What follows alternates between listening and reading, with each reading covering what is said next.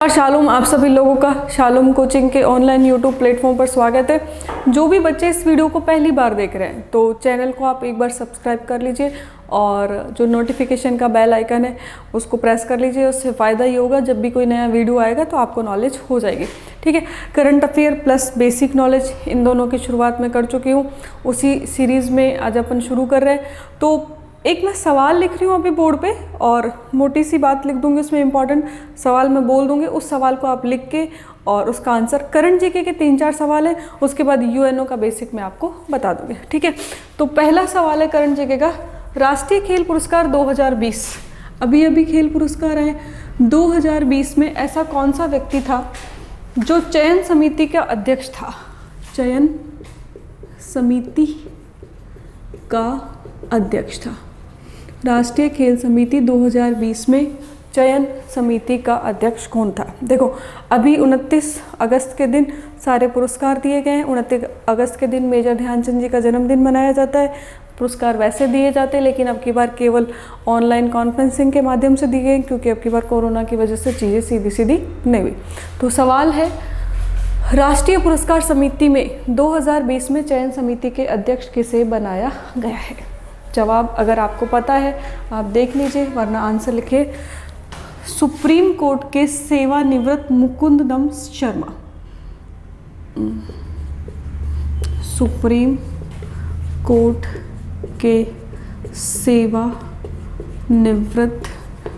न्यायमूर्ति मुकुंदम शर्मा। मुकुंदम शर्मा। ध्यान रखना, ये सवाल जो है गवर्नमेंट की वेबसाइट से लिया गया है। 100% आपको किसी ना किसी एग्ज़ाम में सवाल मिलेगा, ये तय बात है।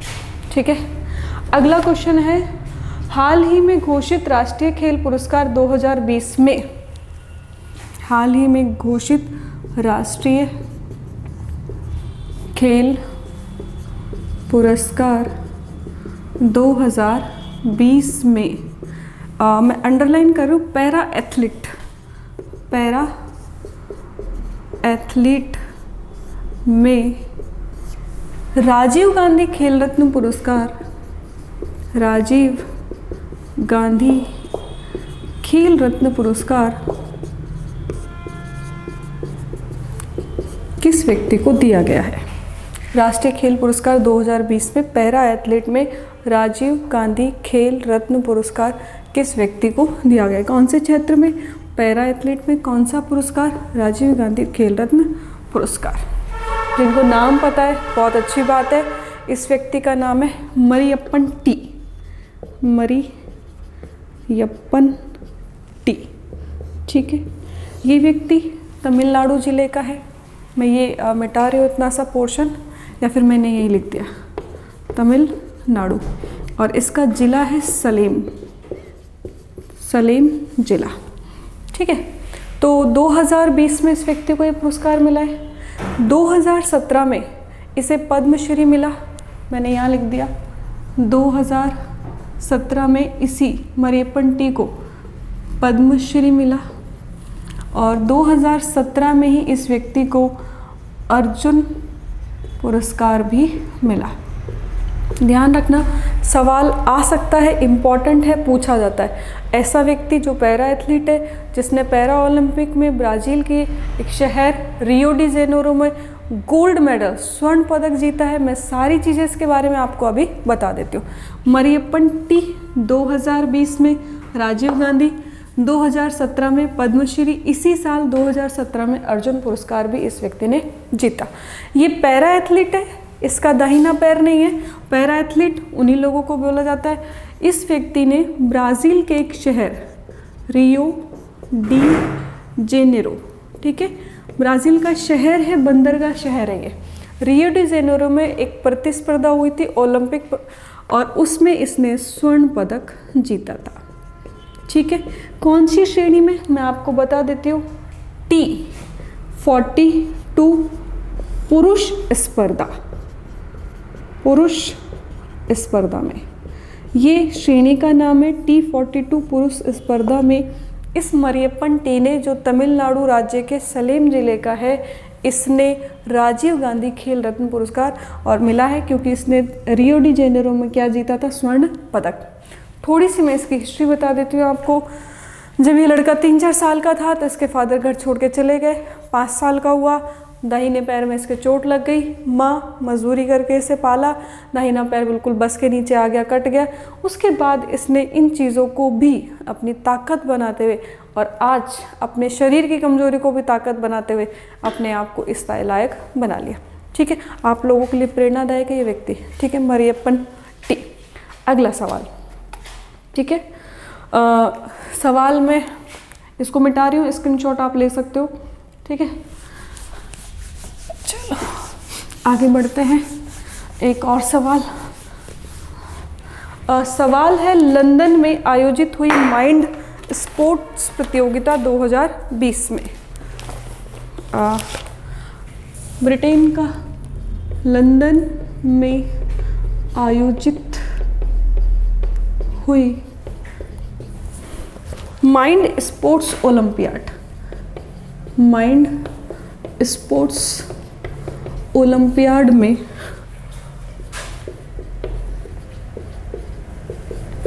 ओलंपियाड में 2020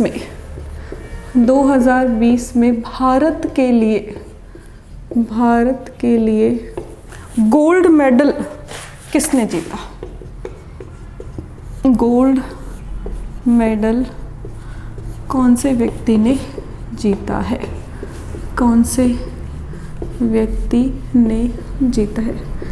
ठीक है साहब, सवाल है, इम्पॉर्टेंट है। मैं बोल रही हूँ जो मैं आपको करंट जीके के सवाल लिखाऊंगी 99.99% आपको एग्जामों में मिलेंगे, ये तय बात है।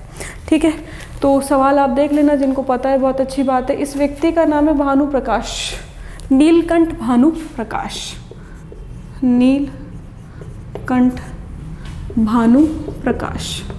और ऐसा कहा जाता है कि इसका जो दिमाग है वो कैलकुलेटर से भी फास्ट चलता है। ठीक है, इसके बारे में केवल इतना ही दिया हुआ है। और इन्होंने मेंटल जो प्रतियोगिता हुई थी कैलकुलेशन के संदर्भ में, कैलकुलेशन, इसी संदर्भ में इन्होंने ये जो गोल्ड मेडल जीता है। तीनों सवाल है गवर्नमेंट की साइड से लिए गए। कल इन सवालों की संख्या मैं और बढ़ा दूंगी। आप लोग जो रोज जीके पढ़ते हैं अपने आप को चेक कर लेना कि आप कहाँ पर स्टैंड कर रहे हो। ठीक है, अब बेसिक में अपन आते हैं थोड़ा सा। ठीक है, स्क्रीनशॉट। ठीक है, अब बेसिक में आते हैं। बेसिक में आज शुरू करता है यूनाइटेड नेशन ऑर्गेनाइजेशन, UNO। ठीक है, UNO। देखो, यूनाइटेड नेशन ऑर्गेनाइजेशन में बहुत सारी डिटेल है। जैतून की पत्तियां बनी हुई हैं, शांति के लिए बनाया हुआ है। ठीक है, ये थोड़ी थोड़ी जानकारी आपको है, जो इम्पॉर्टेंट है वो चीज़ें मैं आपको बताती हूँ। 1920 में एक संघ बना, राष्ट्र संघ। राष्ट्र संघ का उद्देश्य था कि विश्व में विश्व युद्ध नहीं होने दें, और इसी के होते हुए 1 सितंबर 1939 को दूसरा विश्व युद्ध शुरू हो गया। 1 सितंबर 1939 को सेकेंड वर्ल्ड वॉर शुरू हो गया।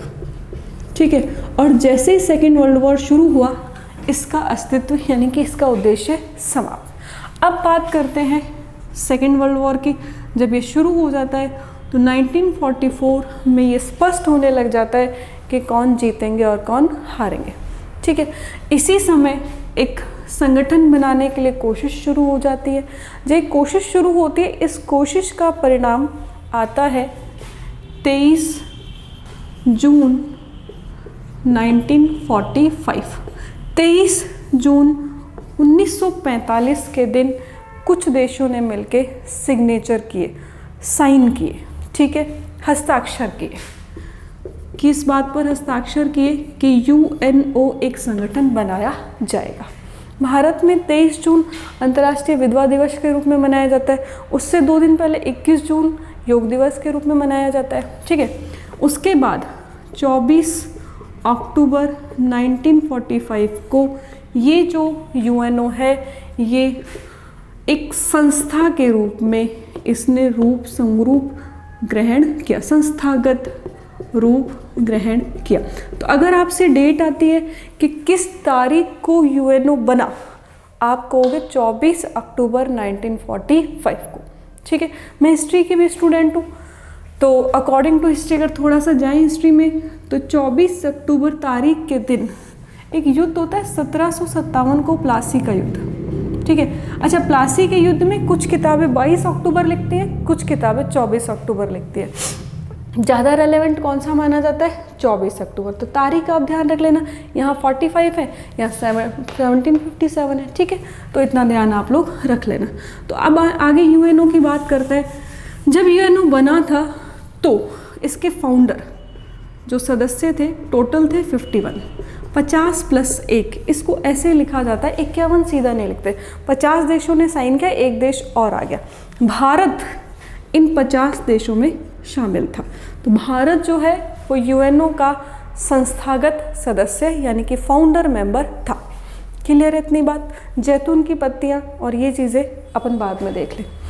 इसके बाद बात करते हैं यूएनओ का मुख्यालय। मुख्यालय बोलते हैं हेडक्वार्टर को, यानी कि हेडक्वार्टर। अमेरिका का एक शहर है न्यूयॉर्क।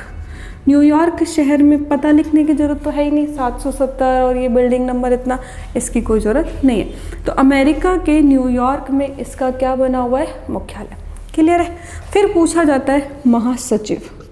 महासचिव, तो यूएनओ के महासचिव जो है वर्तमान में एंटोनियो गुटरेस। एंटोनियो गुटरेस, ये जो एंटोनियो गुटरेस हैं ये पुर्तगाल के हैं। पुर्तगाल यूरोप का देश है, इसकी राजधानी है लिस्बन। थोड़ा सा ध्यान रख लेना आप लोग। पुर्तगाल के ऊपर ही फिर बना हुआ एक और देश थोड़ा सा ऊपर की तरफ फ्रांस, और ये चीज़ें आप देखते जाना, यूरोप का देश है। तो वर्तमान महासचिव कौन है? Antonio Guterres. कौन से नंबर के हैं? 9वें नंबर के हैं। ठीक है, 5 साल के लिए ये बने। अब यूएनओ में 2 बातें और है। एक तो ये कि इसके कितने अंग हैं, टोटल 6 अंग हैं। इसकी कितनी भाषाएं हैं, टोटल 6 भाषाएं। और एक चीज़ बचती है कि इसके टोटल जो अब तक कितने महासचिव बन चुके, दोनों को देख लेते हैं। ठीक है, ये आप स्क्रीनशॉट लीजिए। मैं कोशिश कर रही हूँ व्यवस्थित रूप से लिखने की, और ठीक है चलो आगे बढ़ते हैं। यूएनओ की टोटल भाषाएं यानी कि लैंग्वेज। तो यूएनओ की 6 भाषाएं हैं। कौन कौन सी हैं वो देख लेते हैं। Official language, official language. आधिकारिक भाषाएं, आधिकारिक भाषाएं। ठीक है, नंबर 1 अरबी, नंबर 2 चाइनीज़, चाइना के जस्ट ऊपर कौन सा देश है? रशिया। नंबर 3 रशिया या रूसी भाषा या रशियन लिख दिया मैंने। उसके बाद में यूरोप में आ जाता है, यूरोप में इंग्लिश। ठीक है, उसके बाद में 5वें नंबर पे फ्रेंच, फ्रांस की भाषा, और 6ठे नंबर पे स्पेनिश, स्पेन की भाषा। इसको स्पेनिश भी लिख देते हैं। ठीक है, तो कितनी भाषाएं हो गई? टोटल 6। ये हो गई यूनाइटेड नेशन की आधिकारिक भाषा। इसके बाद बात करते हैं इसकी संस्थाएं, यूनाइटेड नेशन के अंग, ऑर्गन। तो जो पहला भाग है वो है महासभा, जनरल असेंबली। जनरल असेंबली, जो जनरल असेंबली है इसके जो सदस्य देश हैं, ठीक है, यूएनओ के कुल टोटल सदस्य देश इस जनरल असेंबली के सदस्य भी होते हैं। ठीक है, तो वर्तमान में कितने देश हैं? 193। ठीक है, टोटल सदस्य देश कितने हैं? 193। इसमें 2 देश पर्यवेक्षक हैं, पर्यवेक्षक हैं। ठीक है, इसके अलावा जो सबसे नया देश है वो 2011 में दक्षिणी सूडान बना था। 2011 में दक्षिणी सूडान सबसे नया देश। आप स्क्रीनशॉट लोगे तो बाद में द क्या था भूल जाओगे। दक्षिणी सूडान सबसे नया देश। पहली संस्था कौन हो गई? महासभा। दूसरी है सुरक्षा परिषद। सुरक्षा परिषद, सुरक्षा परिषद के 5 स्थायी सदस्य होते हैं, 10 अस्थायी सदस्य होते हैं। टोटल मिलाकर कितने सदस्य हैं? 15। भारत चाहता है सुरक्षा परिषद की स्थायी सदस्यता, इतना आसान नहीं है। और सुरक्षा परिषद को कहते हैं सिक्योरिटी काउंसिल। ठीक है, एक संस्था ये हो गई। तीसरी संस्था है आर्थिक और सामाजिक परिषद। आर्थिक और सामाजिक परिषद। ठीक है, सामाजिक परिषद। The economic and social council. The economic and social council. ठीक है, ये हो गया। चौथी जो संस्था है वो है ट्रस्टीशिप। ट्रस्टीशिप। ठीक है, द शिप, द ट्रस्टीशिप। जब अपन महात्मा गांधी पढ़ते हैं तो एक चैप्टर लगता है ट्रस्टीशिप का सिद्धांत। ठीक है, इतना ही नज़र आ रहा होगा आप लोगों को बोर्ड पे, तो आप लोग स्क्रीनशॉट लीजिए। स्क्रीनशॉट के बाद में मैं फिर आपको आगे 2 संस्थाएं और बताती हूँ। ठीक है, 6 भाषाएं और 6 ही अंग हैं। अंग भी कितने हैं इसके? 6। ठीक है, अंग मैं मिटाती हूँ उसको, आगे बढ़ते हैं। काउंसिल हो गया, सुरक्षा परिषद हो गई, महासभा हो गई। उसके बाद में एक है अंतर्राष्ट्रीय न्यायालय। 5वां अंतर्राष्ट्रीय न्यायालय। अंतर्राष्ट्रीय न्यायालय, द इंटरनेशनल कोर्ट।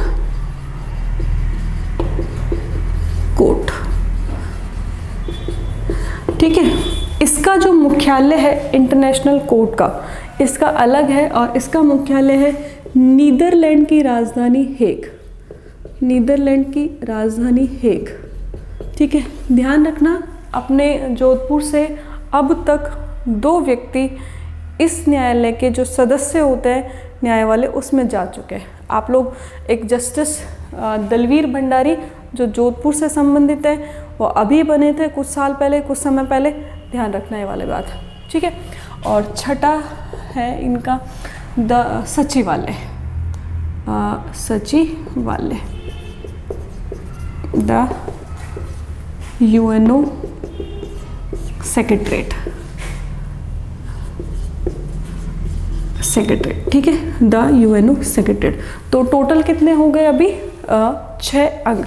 अब आगे बढ़ते हैं यूनाइटेड नेशन ऑर्गेनाइजेशन के। मैं आपको एक बार सारे सदस्य जो अब तक महासचिव बने, एक छोटी सी मैं आपको ब्रीफिंग उनकी बता देती हूँ। देखो, ग्लैडविन ज़ेब, ग्लैडविन ज़ेब ये पहले कार्यवाहक अध्यक्ष बने थे, इसलिए इनके आगे नंबर नहीं लगाएंगे अपन। क्लियर है, ये वाली बात ध्यान रखना। पहले यानी कि प्रथम कार्यवाहक अध्यक्ष, कार्यवाहक महासचिव। देखो होता क्या है कि जैसे अपने यहाँ पर जब विधानसभा या संसद चलती है तो पहली बार अध्यक्ष को चुनने के लिए एक स्पीकर बनाया जाता है, जो उस संसद का सबसे बड़ा उम्र का व्यक्ति होता है। जैसे मान के चलो अभी नई सभा आएगी, संसद आएगी इलेक्शन में 2022 में जब भी होगा, तो उस समय स्पीकर को चुनने के लिए एक व्यक्ति को प्रोटेम स्पीकर बनाया जाता है। उसका केवल एक काम है नए अध्यक्ष को चुनना। वो उस समय उम्र में सबसे बड़ा व्यक्ति भी होता है। ठीक है, उसी प्रकार ये ग्लैडविन ज़ेब जो ब्रिटेन के थे, इन्हें चुना गया और इन्होंने उस समय इलेक्शन करवाए। ठीक है, उसके बाद में जो पहले व्यक्ति बने थे, उन पहले व्यक्ति का नाम था ट्राइग व ली। ट्राइग व ली। ठीक है, इतना ही नाम ध्यान रखना, ली करके आपको ट्राइग व ली करके याद रह जाएगा। दूसरा है ड्रैग हैमरशोल्ड। हैमरशोल्ड, ये जो ड्रैग हैमरशोल्ड है, ये जब ये महासचिव पद पर थे तो पद पर रहते हुए ही इनकी मृत्यु हो गई।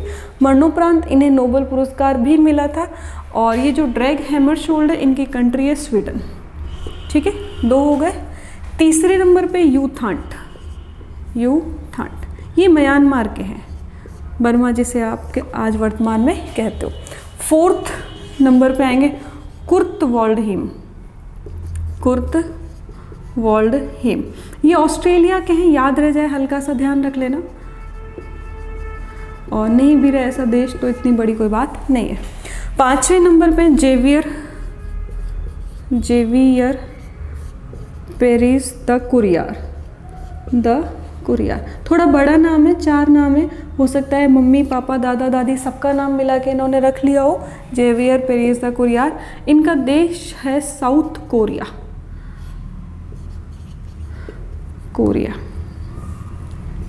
ठीक है।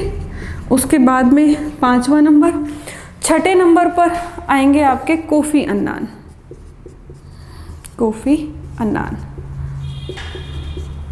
ठीक है, ध्यान रखना, कॉफ़ी अन्नान। 6ठे नंबर पर आएंगे बुतरस घाली, मेरी गलती, बुतरस घाली, ये मिस्र के हैं, ध्यान रखना। 7वें नंबर पर आएंगे कॉफ़ी अन्नान। और 8वें नंबर पर आएंगे आपके बान की मून। और 9th नंबर पे आपके एंटोनियो गुटरेस। ठीक है। अभी एक एग्ज़ाम हुई थी 2018-17 में, और उस समय जो पहले वाले महासचिव थे, जब एंटोनियो गुटरेस बन गए थे, उस एग्ज़ाम के समय पहले वाले महासचिव यानी बान की मून का सवाल पूछा गया। यानी कि एग्जामिनर थोड़ा सा शार्प हो चुका है, वो समय दे करके सवाल पूछता है। तो आप एक लिस्ट बना लेना इन 8-9 लोगों की, ज़्यादा कठिन नहीं है, उसको इतनी सी लिस्ट बन जाएगी, उसको जहाँ पर भी आप ब्रश करते हो या फिर चाय कॉफ़ी पीते हो उसके सामने चिपका लेना, आपको याद हो जाएगा। ठीक है, 6 भाग बता दिए, सारे महासचिव आगे हैं और सारी चीज़ें मैंने आपको इसके बारे में बता दी। अभी एक चीज़ इसके बारे में और जानकारी है, वो मैं आपको नेक्स्ट वीडियो में बता दूँगी। ठीक है, वीडियो को पूरा देखने के लिए थैंक यू। इसे शेयर करें और सब्सक्राइब करें।